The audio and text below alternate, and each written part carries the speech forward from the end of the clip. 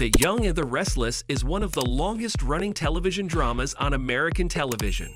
Since its premiere season in 1973, the show has focused on two main families at a time, exploring their relationship with each other, expertly written to meld typical rivalries, unconditional support, and reconciliations between family members after fallouts. Over the decades, new viewers have joined old viewers who started watching the show when it first aired in following the experiences of the families, while newer audiences pick up on the premise of the show over time and get to know the core families. Most do not know the show's initial core families, such as the Brooks family, around which the show was concentrated when it first started. Here is what happened to members of the Brooks family. The Brooks were a middle-class family living in the fictional city of Genoa. They were a fairly typical family of six. Stewart Brooks, the family patriarch, his wife Jennifer, and their four girls. Stewart Brooks owned a publishing company, the Genoa City Chronicle, was a devoted husband to Jennifer, and an even more devoted father to his four daughters. From the first episode, Brooks was portrayed as a kind man who helped people when he offered Brad Elliott a job at the newspaper without hesitation and supported his relationship with Leslie. However, his good heart often had people taking advantage of him.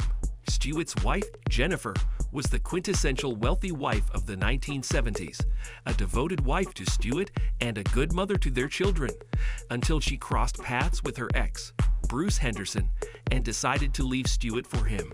Stewart had a heart attack after learning of his wife's decision, and in a typical television drama web, Henderson was the cardiologist who was called in to consult on Stewart's case. Jennifer put her plans on hold and took care of Stewart, but filed for divorce and left him for Bruce as soon as he recovered. Years later, while living with Henderson, Jennifer was diagnosed with breast cancer and had a mastectomy. She returned to Stewart, who accepted her and took care of her until she passed away. Jennifer's death started the eventual exodus of the Brooks family from the central position it had enjoyed in the show since 1973. A widowed Stewart found solace in the arms of Liz Foster, a woman who had worked hard to raise her children alone after her husband abandoned them. Stewart and Liz were connected in more ways than their growing relationship. Liz's son, Snapper Foster, was dating and later married Stewart's third daughter, Chris. Stewart disapproved of the relationship from the start. After Snapper, a doctor, stood Chris up several times, cheated on her openly, and had a child with his mistress, causing Chris to have a miscarriage.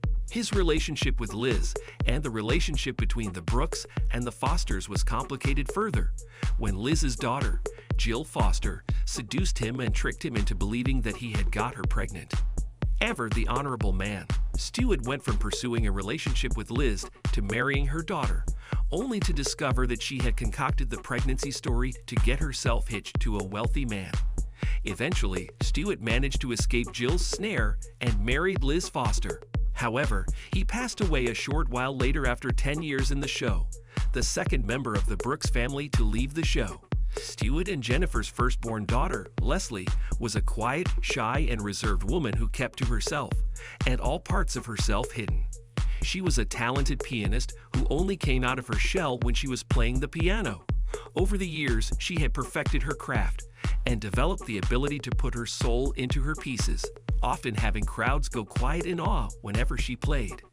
Besides music, only one person could get Leslie to: the mysterious Brad Elliott, who appeared in town and took a job at the Brooks Publishing House, drew Leslie out of her reclusive life, and formed a beautiful friendship that bloomed into a mellow but solid relationship over time.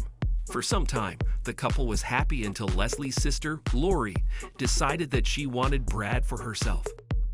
Lori went into full relationship sabotage mode by trying to seduce Brad and preying on her sister's insecurities when Brad refused to yield to her seduction. One day, when Leslie went to New York to play at an event, Lori convinced her that she slept with Brad. Leslie had a nervous breakdown and was hospitalized for weeks before anyone in the family rescued her. Stewart and Jennifer institutionalized her at a facility close to home and helped her recover. Meanwhile, Lori had sunk her claws into Brad and manipulated a marriage proposal out of him. Leslie came home after months of treatment to the news of the engagement.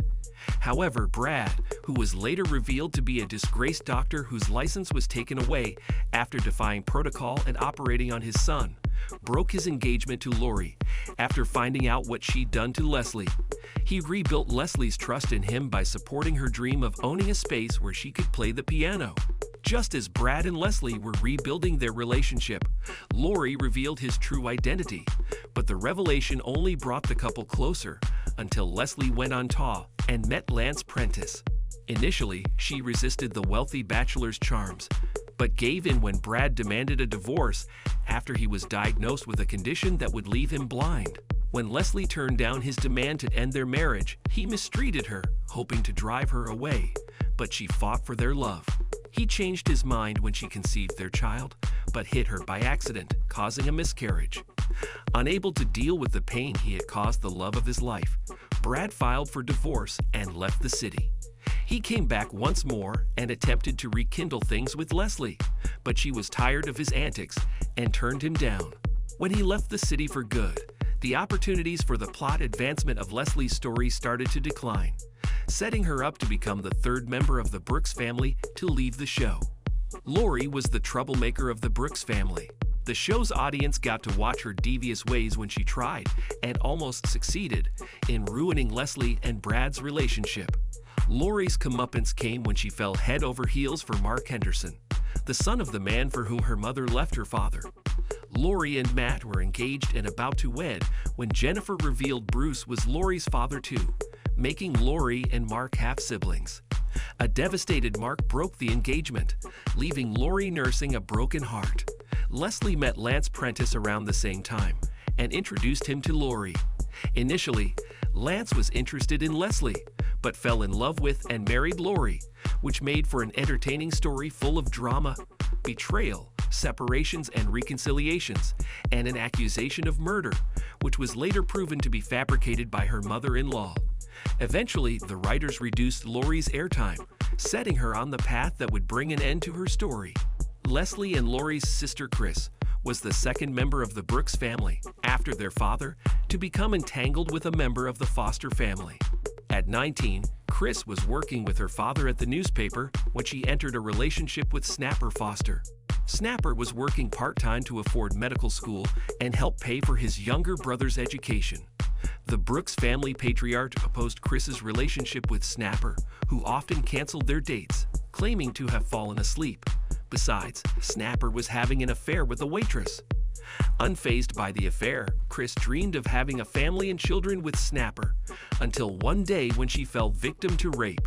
Fortunately, her sisters and Snapper helped her work through the trauma, and she married him. But then Snapper got his mistress pregnant, and the news caused Chris, who was pregnant at the time, to lose her unborn child. Devastated, she left Snapper and started working as a social worker, but the couple reconciled, eventually had a child, and moved to London, bringing a close to the chapter of another member of the Brooks family in the show. Peggy, the last-born daughter of the Brooks family, had her own share of drama in the show. As a college student at Genoa City University, she had an affair with her college professor, Jack, whose wife found out about the affair and threw Peggy out of the apartment Jack had set her up in. Rattled, Peggy went to Chris's apartment, but suffered the same fate of her sister when she was raped. With her family's help, Peggy reported the incident and identified her attacker. However, much to the fury of the family, the attacker wasn't convicted after arguing that Peggy gave in willingly. After recovering from the trauma of the incident, Peggy visited Jack, who had divorced his wife already, and married him in secret. However, the marriage ended when Jack, who was tired of waiting for Peggy to recover emotionally to consummate their marriage, forced himself on her. Peggy divorced him immediately and traveled down a path that led her to meet another man and follow him to Washington, D.C., bringing her story to an end. With Stuart and Jennifer dead, some of their daughters leaving Genoa to start afresh elsewhere, and the rest settling into new roles as wives and parents, the curtain fell on the Brooks family's time in The Young and the Restless.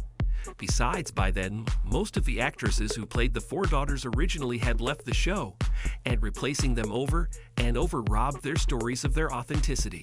Fortunately, the Brooks family's time on the show is immortalized on film. You can watch all their episodes on CBS and Paramount. Thank you for spending some time with us. Make sure to like and subscribe so you never miss another video. We also handpicked these videos which we recommend you watch next. You can talk to us on all social medias or ask a question in the comments below. Thank you for being with us, and we'll see you back tomorrow.